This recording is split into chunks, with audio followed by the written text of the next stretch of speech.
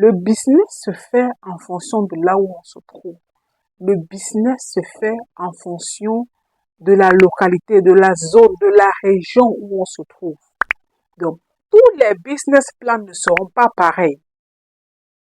Je dis encore, tous les business plans ne seront pas pareils. Parce que vous ne pouvez pas quitter, par exemple, avec un business plan de la France, venir l'implanter, par exemple, je dis n'importe quoi, à Yaoundé. C'est impossible.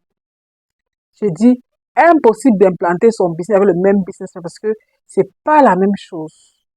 Les challenges, hmm, les personnalités, les mentalités ne sont pas pareilles.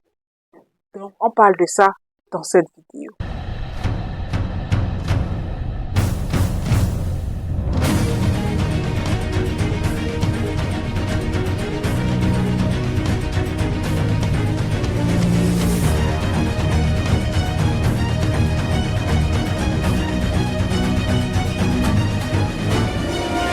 Bonjour à toi, ici Ngam Nikourine, entrepreneur et commerçante. D'ailleurs, je viens de rentrer de la Chine et j'organise une formation Chine Pro, formation qui est en ligne. Les cours sont déjà disponibles en ligne. Quand tu payes ta formation, tu as accès aux cours.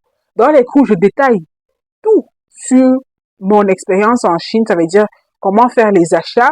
Je te montre comment discuter avec le fournisseur, envoyer la marchandise chez le transitaire et je te donne les numéros de plus de 100 fournisseurs dans les domaines très différents.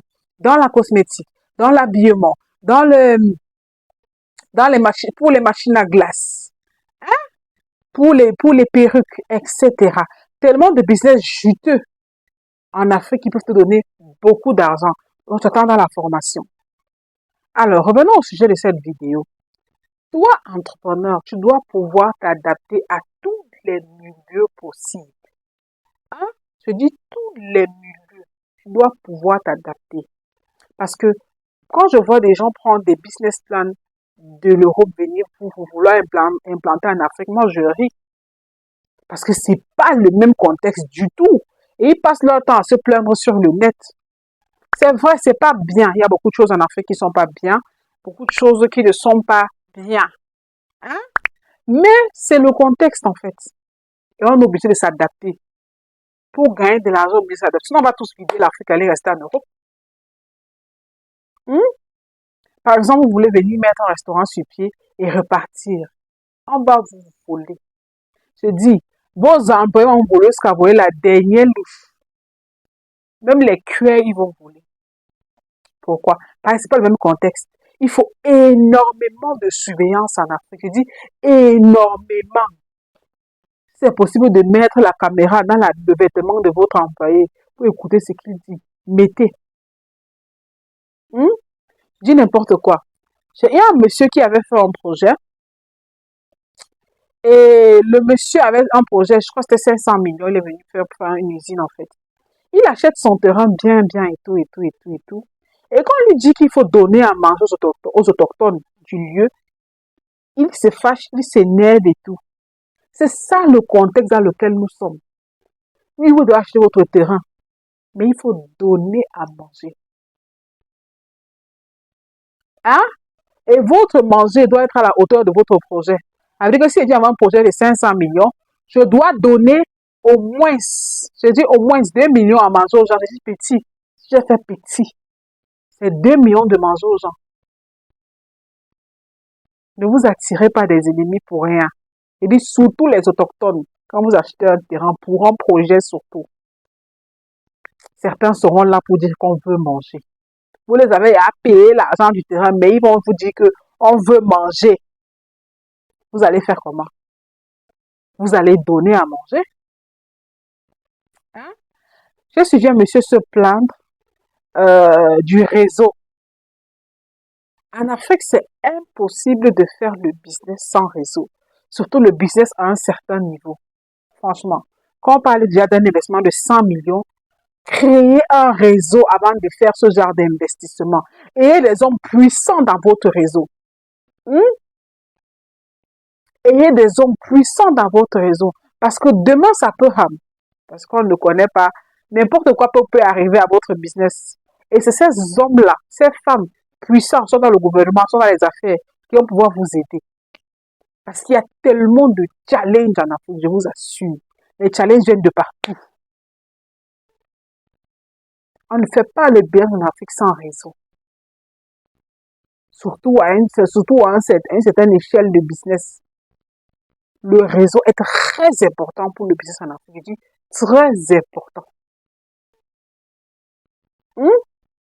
Par exemple, vous voulez faire venir des voitures au pays pour votre part de voitures. Et vous avez investi peut-être 200 millions dans les voitures. Vous avez peut-être 3 conteneurs bloqués au port. On vous demande une certaine somme d'argent. Vous n'avez pas ça sur vous. Ou vous avez même l'argent là sur vous, mais vous trouvez que, en fait, les douaniers ont exagéré, vous allez vous plaindre, vous appelez votre réseau, parce que ça peut arriver. Ça peut arriver qu'ils ne suivent pas la norme. Vous appelez votre réseau. Donc vraiment, on fait le business en fonction du contexte. Ceux qui viennent de l'Europe avec des business et qui veulent l'implémenter avec des business plans, qui veulent implémenter ça en Afrique, franchement, vous allez taper poteau. Vous allez taper poteau. Je dis, en Afrique, je dis impossible de savoir exactement combien vous allez gagner par mois. Je dis impossible. Parce que les imprévus sont tellement grands. Je dis tellement grands. Donc, prenez la peine de vous renseigner avant de venir investir. Prenez la peine de bien étudier la zone où vous allez investir. Avant de déposer votre entreprise, des gens ont perdu des millions et des millions et des millions comme ça. Et des gens se sont sentis tellement frustrés comme ça. Ne vous sentez pas frustré, c'est le contexte dans lequel nous sommes. It's not your fault. It's not our fault.